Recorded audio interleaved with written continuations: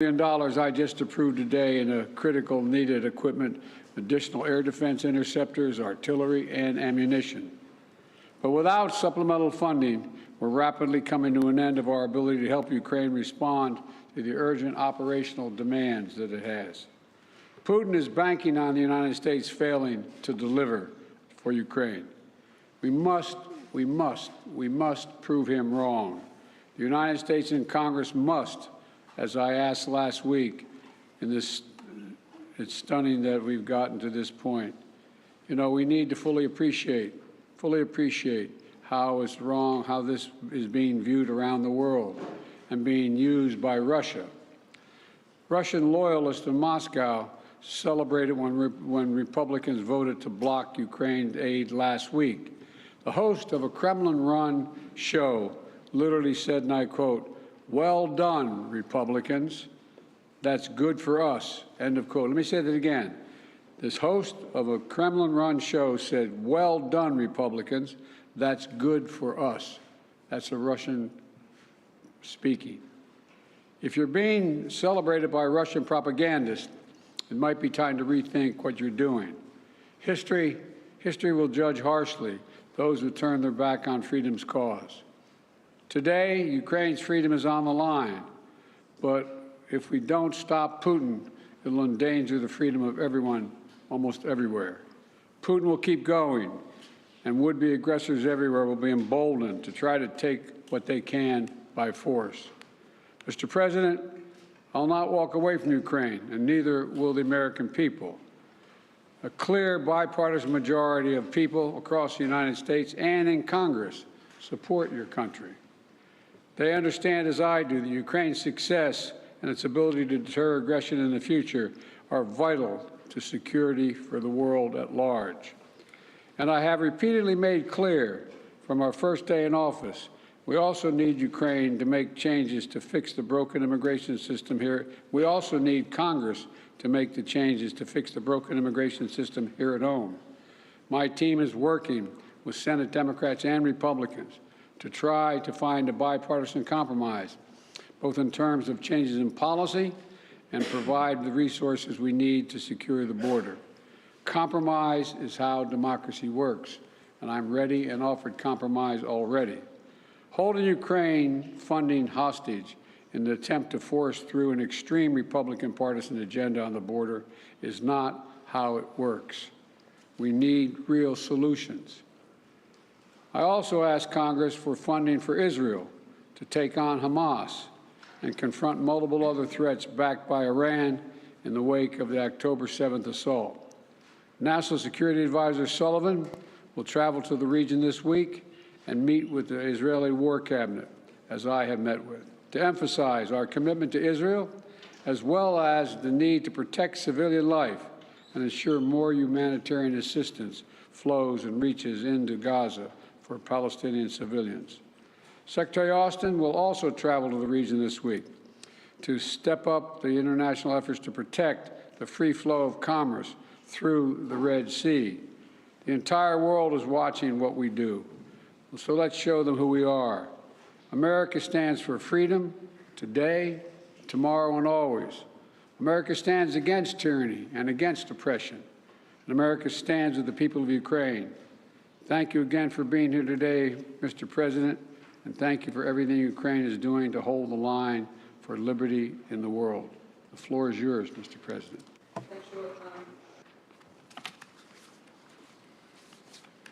Thank you very much, Mr. President, dear journalists.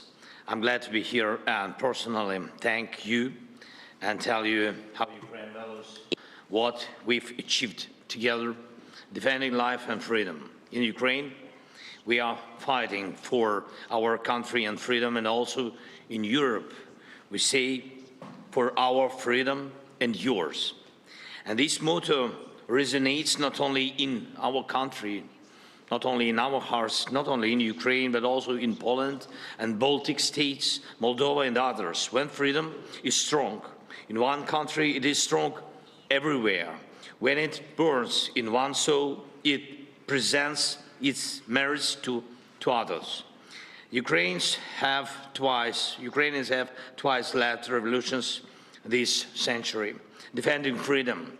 For nearly 2 years, we have been in a full-scale war, the biggest since World War II, fighting for freedom. We stand firm, no matter what Putin tries.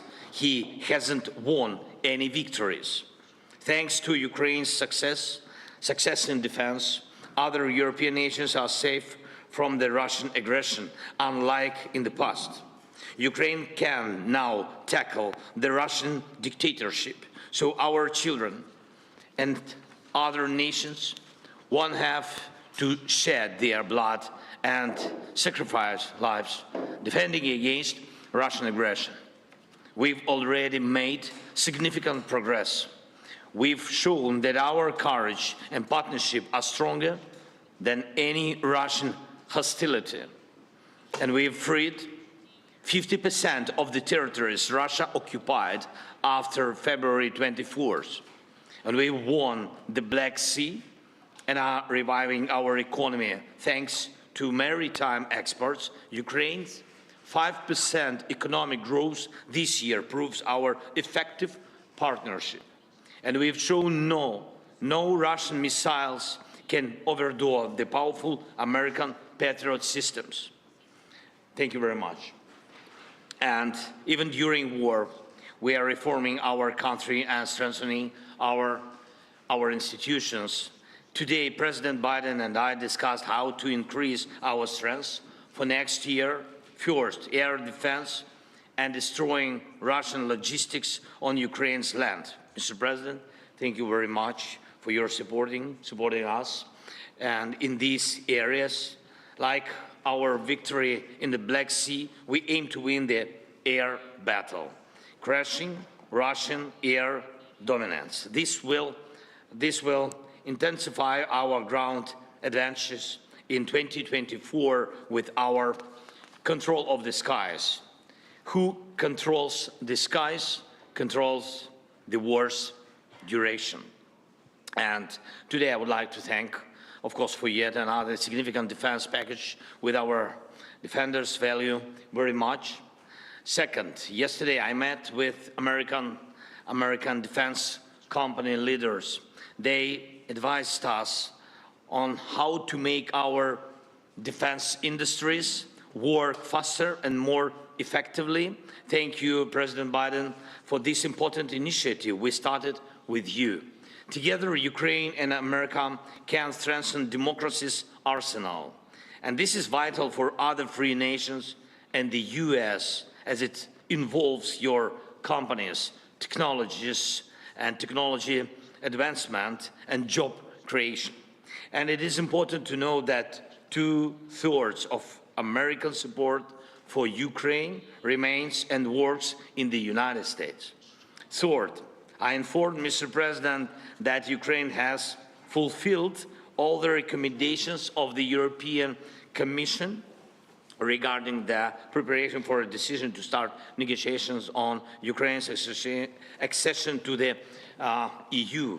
And we constantly communicate with European leaders about our joint steps, sanctions, and political efforts to pressure Russia.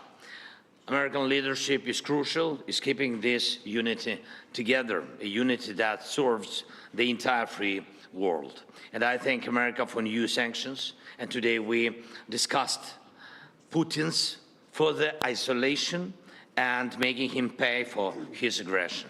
It's very important that by the end of this year, we can send a very strong signal of our unity to the aggressor and the unity of Ukraine, America, Europe, the entire free world.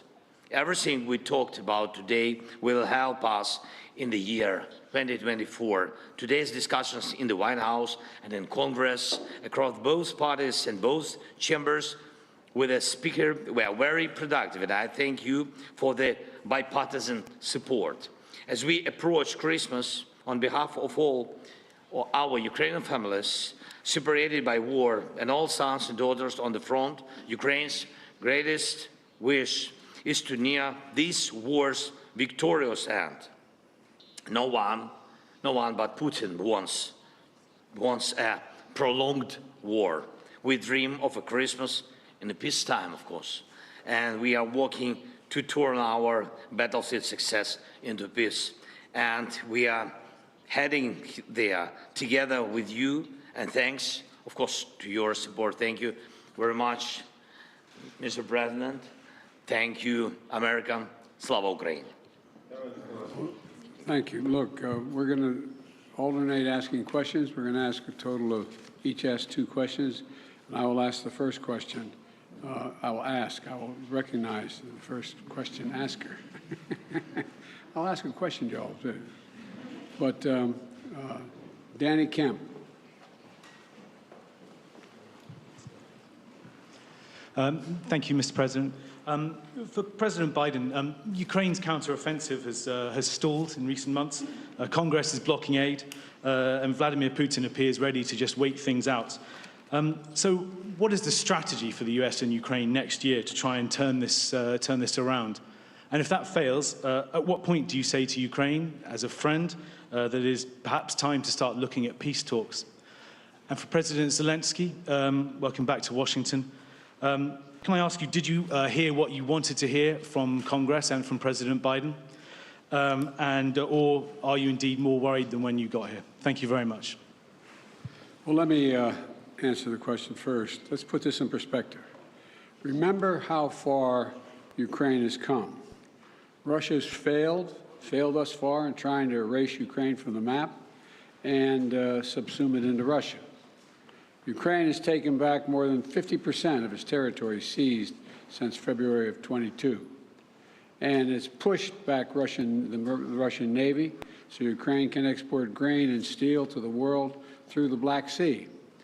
And thanks to the incredible courage of the Ukrainian people and the bipartisan support from our Congress, but it's not just American support. There are more than 50 countries helping Ukraine with military, economic, and humanitarian assistance. 50. The burden sharing, the U.S. has put up $75 billion, and our allies and partners have put up $100 billion. And more than 90% of our security assistance to Ukraine is being spent in the United States to provide weapons for Ukraine and replenish our stockpiles and build our industrial base. We need to ensure Putin continues to fail in Ukraine and Ukraine to succeed. And the best way for that to do that is to pass the supplemental. Yeah. Can I answer in Ukrainian, please?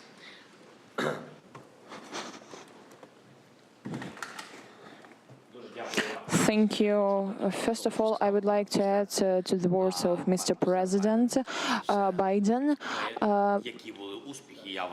about successes. I think that these were not easy successes. Nonetheless, they were quite serious. They were serious steps forward. Indeed, we gained victory on the sea. We destroyed ships of the Russian Federation. We threw the remnants of their fleet to Russian territorial waters. Yeah, they have something in the Black Sea, in the vicinity of our temporarily occupied Crimea, but we are going to proceed this activity. Our guys destroyed 20,000 of Wagner mercenaries. These are serious terrorists who were massing everywhere on African continent, in Syria, in Ukraine. There were a lot of mass, and nucleus of this terroristic organization is not existing anymore. Yes, we had a lot of problems, but nonetheless we were able to do this. Moreover, Russia were not able to seize any part of our territory, any village, any town. I'm not talking about large cities. And we are going to proceed with this. It is good without saying that we have objective, we have clear plan, but if you allow me, I am not able to tell you on public on the details of 2024 operations. If I heard what I want, I've heard a lot. Surely I told what I wanted to. I feel and experience this support from President Biden administration, from senators, and we've been talking with the speaker. I got this signal. They were more than positive, but we know that we have to separate world and particular result. Therefore, we will count on particular result. Thank you. Your turn to ask a question. Yeah, sorry. Recognize Телеканал Інтер, будь ласка. Inter, please. Oh, thank you for taking my question. Dmitry Anopchenko, Ukrainian television news correspondent. Many Republican voices doubt the ability of Ukraine to win the war.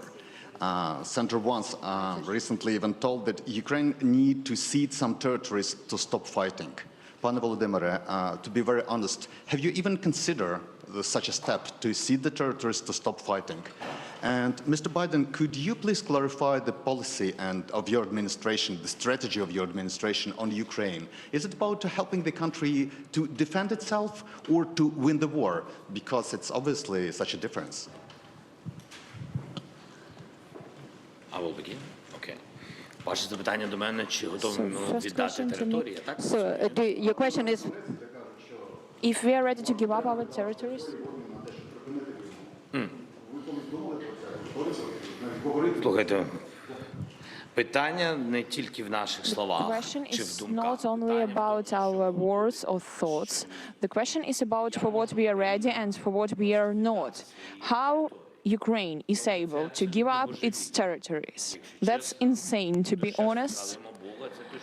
We are mentioning God very often. That's not about Christianity. We have our people there, we have our families there, we have children there. That's a part of Ukrainian society, and we are talking about human beings. They are being under tortures, they are being raped, and they are being killed. And those voices which offers to give up our territories, they offers as well to give up our people. That's not a matter of territory, that's a matter of lives, of families, of children, of their histories. I don't know whose idea it is, but I have a question to these people if they are ready to give up their children to terrorists. I think no. We want to see Ukraine win the war. And as I've said before, winning means Ukraine is a sovereign, independent nation and that can afford to defend itself today and deter further aggression. That's our objective. Trevor, Reuters. Thank you, sir. First, a question for both of you. Given the Republican skepticism of the Ukraine effort, do you worry that a second term for President Trump would be the end of an independent Ukraine? That's for both of you. And then for you, President Biden, just an update, if you could, on the situation in Gaza, on the reports that Israel has begun flooding Hamas tunnels, and just the offensive in southern Gaza generally. How long do you think that operation should last? Thank you. Well, first of all, with regard to political support for Ukraine, there is a strong bipartisan political support for Ukraine. Small number of Republicans who don't want to support Ukraine, but they don't speak for the majority, even the Republicans, in my view. We're in negotiations to get funding we need, not to promise, not making promises, but hopeful we can get there. I think we can. And you're right, the world's watching what we do. We just send a horrible message to an aggressor and allies if we walked away at this time, and it would hurt our national security. You want me to answer the other question as well? With regard to, say it again? Sorry, so the question was just if you could talk a little bit about the Gaza operation, Israel flooding Hamas tunnels, and if you've had conversations with Bibi Netanyahu about how long that operation should last. Well, I have had conversations with Bibi Netanyahu, and I want to make sure that we don't forget what we're doing here. We have to support Israel because they're an independent nation that's being, I mean, the brutality, the inhumanity, the way in which Hamas treated the Israelis, and I mean, raping and burning and beheading. I mean, it's just beyond comparison, beyond comparison. And to anything else that I've seen since I've been here, and I've been around for a long time. But I think that we have made it clear to the Israelis, and they're aware, that the safety of innocent Palestinians is still of great concern.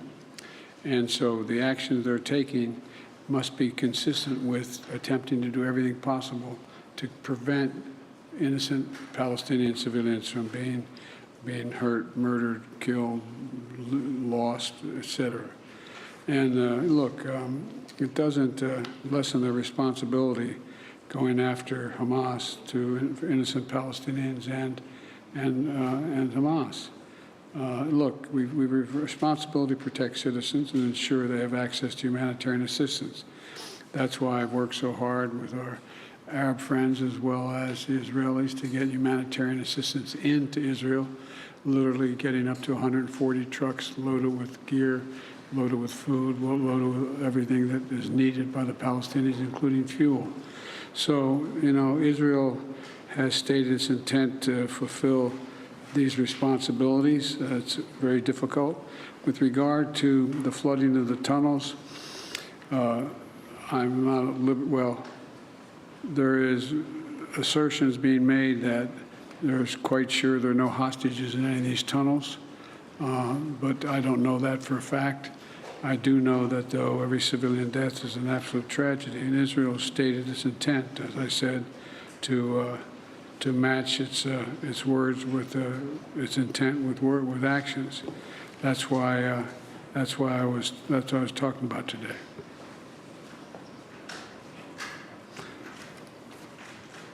Question 3. I guess I asked that. No, I just asked that. It's your turn. Your turn. Якщо відповідаючи на ваше запитання, So, addressing your question very quickly, I've been talking a lot with representatives of both parties. Both Democrats and Republicans proved full-fledged support.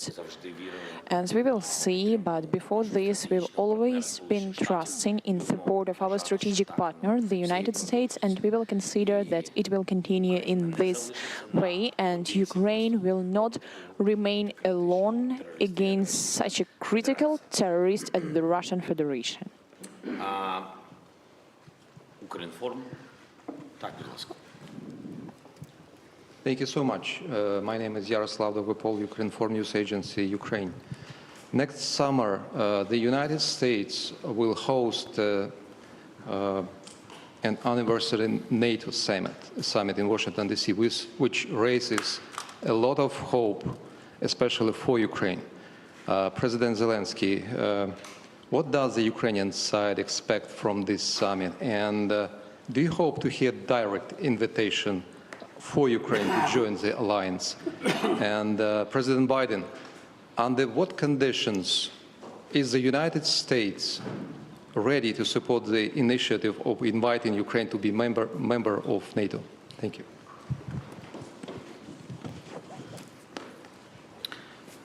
Thank you for your question. I will answer very quickly on this very complicated question. We are not allies till now. We are not we are allies, but we are not members of NATO. So that's why I think I will pass this question to our big friend, President Biden. Well, look, I'm very proud that how strong and unified NATO has become, and now it's even larger. Putin wanted the Finlandization of NATO when I met with him in Geneva right after I was elected, and he's gotten the NATOization of Finland instead. And NATO will be in Ukraine's future, no question about that. But as we said in Vilnius, Ukraine will become a member of NATO when all allies agree and conditions are met. Right now, we have to make sure they win the war. And, you know, we launched a joint declaration of support alongside President Zelenskyy and the G7 leaders in Vilnius, outlining a long-term commitment to supporting Ukraine's defense needs. We also hosted a defense industry conference last week here in D.C. to get that critical work done. So it's a step at a time.